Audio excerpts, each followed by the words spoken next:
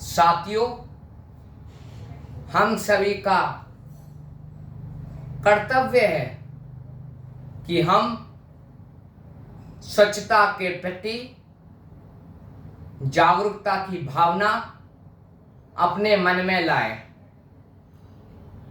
और मुझे विश्वास है कि आप सभी देशवासियों के मन में जागरूकता की भावनाएं जरूर होंगी, लेकिन जागरूकता की भावना केवल अपने घर तक ही सीमित नहीं रखनी। हम स्वच्छता तो रखते हैं, लेकिन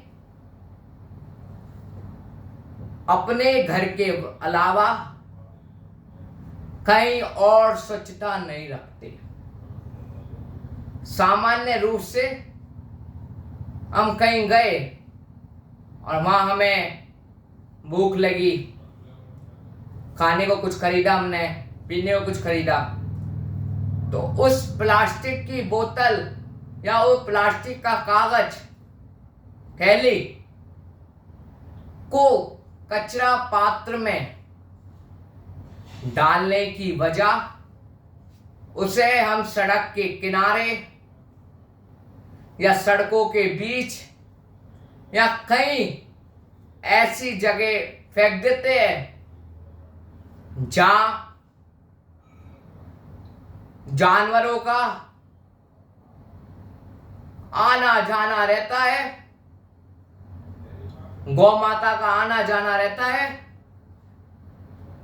और जिस मां का दर्जा हमने गाय को दे रखा है, और वह अगर उस प्लास्टिक की थैली को खाए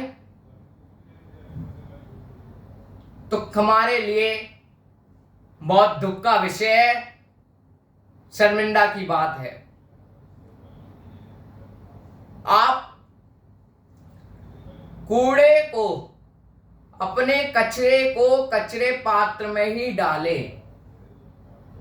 सार्वजनिक स्थानों पर विशेष ध्यान रखें।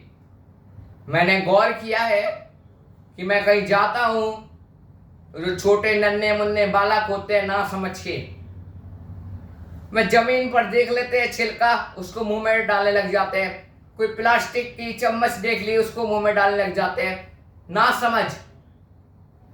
तो अपन को, हम सबका कर्तव्य है दूसरों की रक्षा करना। हम सबका कर्तव्य है स्वच्छता का भाव जगाना, और इस स्वच्छता का भाव जगाते हुए हम अपने घर के अलावा जहां भी हम जाते हैं वहां स्वच्छता का ध्यान विशेष रूप से रखेंगे। हमने प्रधानमंत्री जी द्वारा आह्वान किया गया स्वच्छता का, कचरा गाड़ी में ही कचरा डाले, वैसा हम करते हैं।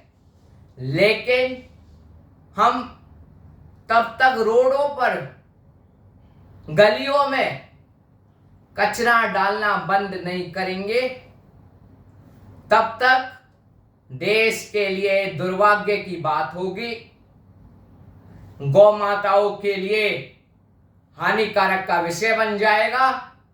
और मैं नहीं चाहता कि प्लास्टिक से किसी भी गौ माता की मृत्यु होवे।